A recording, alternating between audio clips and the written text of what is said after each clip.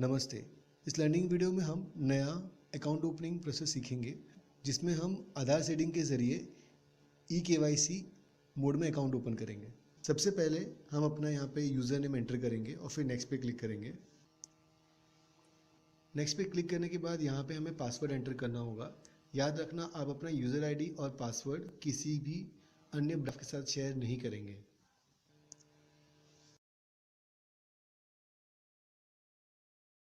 User name password enter करने के बाद आप यहाँ पे होम स्क्रीन में आ गए हैं।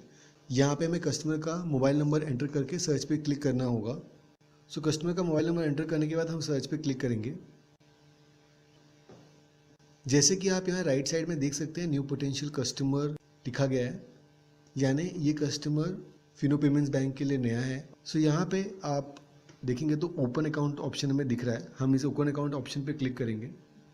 ओपन अकाउंट ऑप्शन पे क्लिक करने पे आप यहाँ देख सकते हैं हमारे पास दो ऑप्शन आ रहा है, प्रथम सेविंग अकाउंट और बीसी पूल अकाउंट। यहाँ पे हम प्रथम सेविंग अकाउंट ओपन करने वाले हैं। हम प्रथम सेविंग अकाउंट पे क्लिक करेंगे। प्रथम सेविंग अकाउंट यहाँ पे आप देख सकते हैं प्रोडक्ट बेनिफिट्स लिस्ट किए गए हैं। 10 प्रोडक्ट बेनिफिट्स हैं जो हम अपने कस्टमर को बताएंगे। यहाँ पे अकाउंट सिलेक्शन में आप देखोगे डेबिट कार्ड येस और नो है। यहाँ आप कस्टमर को डेबिट कार्ड का ऑप्शन देंगे। ये डेबिट कार्ड उसके फिनो बैंक अकाउंट से लिंक होगा और डेबिट कार्ड लेने से कस्टमर किसी भी एटीएम से पैसे विड्रॉ कर सकता है और उसे पैसे विड्रॉ करने के लिए फिनो पेमेंट्स बैंक विजिट करने की ज़रूरत नहीं पड़ेगी। कस्टमर इस डेबिट कार्ड से बिग बाज़ार या किसी भी रिटेल आउटलेट में या किसी भी शॉप में जहाँ पे डेबिट कार्ड एक्सेप्ट होता है वहाँ पे शॉपिंग कर सकता है। आजकल आपने देखा ही होगा कि ऑनलाइन साइट्स जैसे अमेज़ॉन, फ्लिपकार्ट पे बहुत सारे ऑफ़र्स मिलते हैं। कस्टमर यहाँ पे भी सिक्योर तरीके से शॉपिंग करने के लिए फिनो डेबिट कार्ड का इस्तेमाल कर सकता है। साथ ही साथ फिनो डेबिट कार्ड में कस्टमर को फ्री एक्सीडेंटल डेथ कवर भी मिलता है। हमारे पास दो प्रकार के डेबिट कार्ड उपलब्ध हैं, एक क्लासिक डेबिट कार्ड और दूसरा प्लैटिनम डेबिट कार्ड। कस्टमर को अपने ज़रूरत के हिसाब से कोई भी डेबिट कार्ड लेने की सुविधा है, लेकिन प्लैटिनम डेबिट कार्ड के साथ कस्टमर को ज़्यादा कैश विड्रॉवल लिमिट और ज़्यादा ऑनलाइन शॉपिंग लिमिट मिलती है। साथ ही साथ प्लैटिनम डेबिट कार्ड में कस्टमर को ज़्यादा एक्सीडेंटल इंश्योरेंस कवर भी मिलता है।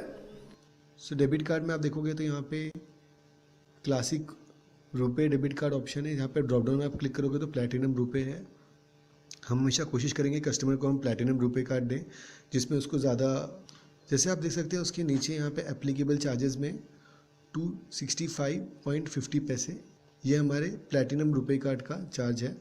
आप देखोगे तो क्लासिक पे ये चार्ज थोड़ा कम है, बट रुपए पे चार्ज थोड़ा ज़्यादा है, लेकिन कंपैरेटिवली प्लैटिनम रुपए कार्ड पे कस्टमर को ज़्यादा बेनिफिट्स मिलेंगे, इसलिए हम कस्टमर को हमेशा प्लैटिनम रुपए कार्ड रेकमेंड करेंगे। यहाँ पे आप देख सकते हैं कि आधार सीडिंग का एक पॉइंट दिया गया है जहाँ पे हम बोल रहे हैं कि कस्टमर डीबीटी बेनिफिट यानी डायरेक्ट बेनिफिट ट्रांसफ़र चाहता है कि नहीं चाहता है।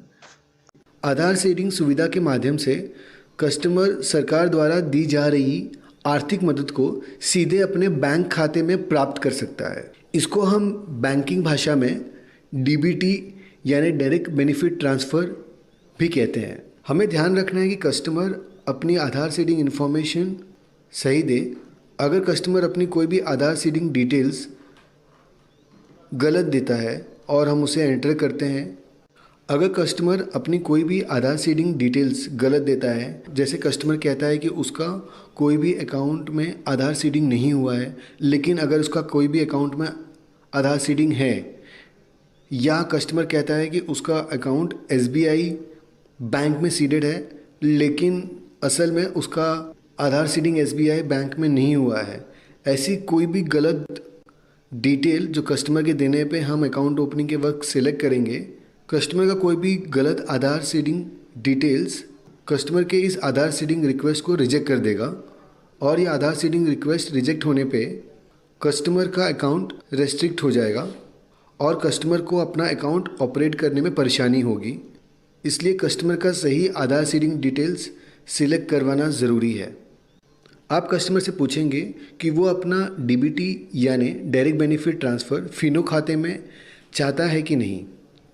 अगर कस्टमर डीबीटी बेनिफिट फिनो खाते में चाहता है तो आप उससे ये पूछेंगे कि उसने अपने किसी भी बैंक अकाउंट में आधार सीडिंग यानी डीबीटी बेनिफिट पाने के लिए आवेदन यानी अप्लाई किया है कि नहीं। अप्लाई नहीं किया है तो आप पहला ऑप्शन सिलेक्ट करेंगे। अगर कस्टमर ने अपने किसी भी अन्य बैंक अकाउंट में आधार सीडिंग यानी डीबीटी बेनिफिट के लिए आवेदन पहले से ही किया हुआ है और वो ये चाहता है कि वो आगे से अपने नए फिनो पेमेंट्स बैंक अकाउंट में डीबीटी बेनिफिट प्राप्त करे, तो आप कस्टमर के लिए सेकंड ऑप्शन सिलेक्ट करेंगे।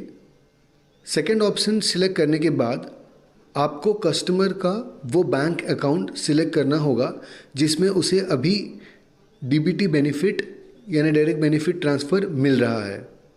याद रखना, हमें यहाँ पे कस्टमर का सही बैंक अकाउंट सिलेक्ट करना ज़रूरी है, नहीं तो उसका ये आधार सीडिंग रिक्वेस्ट फेल हो जाएगा और उसका अकाउंट खुलने के बाद रेस्ट्रिक्शन में चला जाएगा और उसे अकाउंट ऑपरेट करने में परेशानी होगी।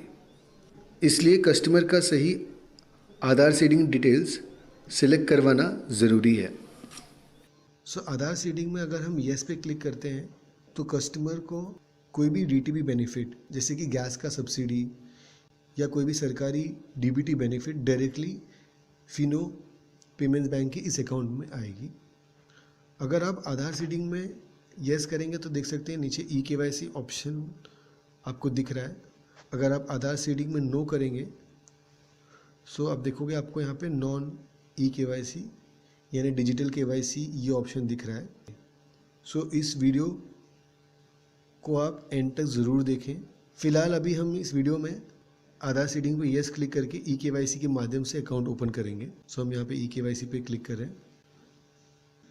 अब आप यहाँ देख सकते हैं ऊपर ये 6 स्टेप्स है जो हम फॉलो करेंगे। पहला है ई केवाईसी का, यहाँ पे हम कस्टमर का आधार नंबर एंटर करेंगे। आधार नंबर एंटर करने के बाद हम ये बीच वाला जो हमारा आइकन है थंब का, इस पर क्लिक करेंगे और कस्टमर को बायोमेट्रिक डिवाइस पे अपना फिंगर रखने कहेंगे। तो ये आधार नंबर एंटर करने के बाद आप यहाँ पे एक चेकबॉक्स है, इस पर क्लिक करेंगे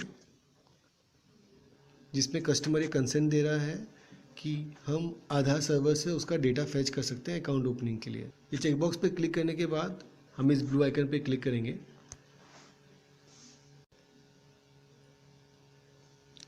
सो अब हम कस्टमर को फिंगर रखने कहेंगे बायोमेट्रिक डिवाइस पे और ये हमारा आधार ऑथेंटिकेशन सक्सेसफुल हो चुका है।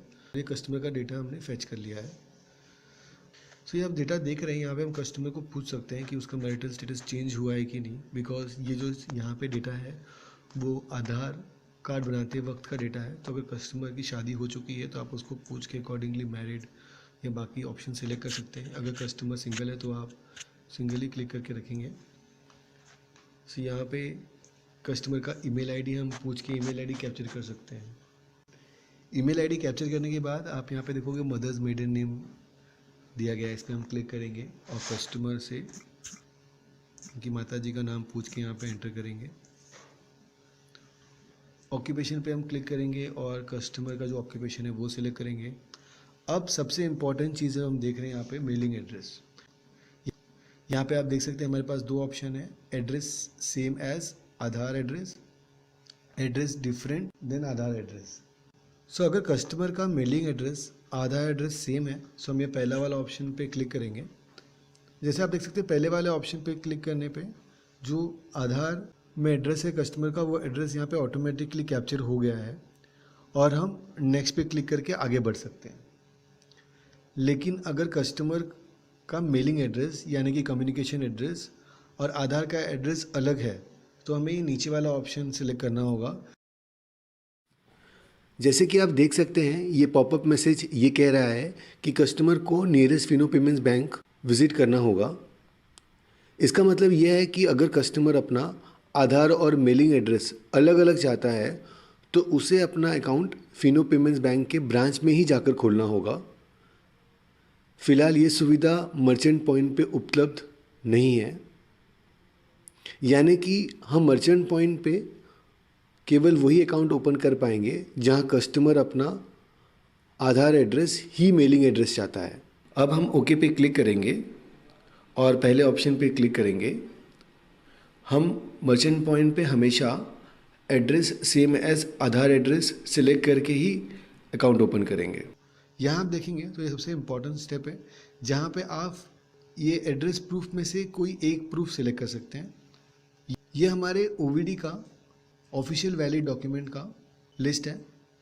हम कस्टमर का driving licence, NREGA job card, passport या वोटर आईडी कार्ड, सो जो आपने मेलिंग एड्रेस एंटर किया है वो एड्रेस ये चारों में से कोई एक डॉक्यूमेंट पे होना चाहिए। याद रखना, हम सिर्फ ये 4 ही ओवीडी डॉक्यूमेंट्स सेलेक्ट कर सकते हैं एज एड्रेस प्रूफ, अगर कस्टमर का बिलिंग एड्रेस और आधार एड्रेस सेम नहीं है तो। अगर सेम है तो इसकी कोई ज़रूरत नहीं है। बट यहाँ पे आपने देखा जैसे कि कस्टमर ने कहा कि उसका मेलिंग एड्रेस यानी कम्युनिकेशन एड्रेस और आधार एड्रेस अलग है, तो हमने ये पूरा एंटर किया और उसके बाद यहाँ पे हम जो प्रूफ है वो सिलेक्ट करेंगे।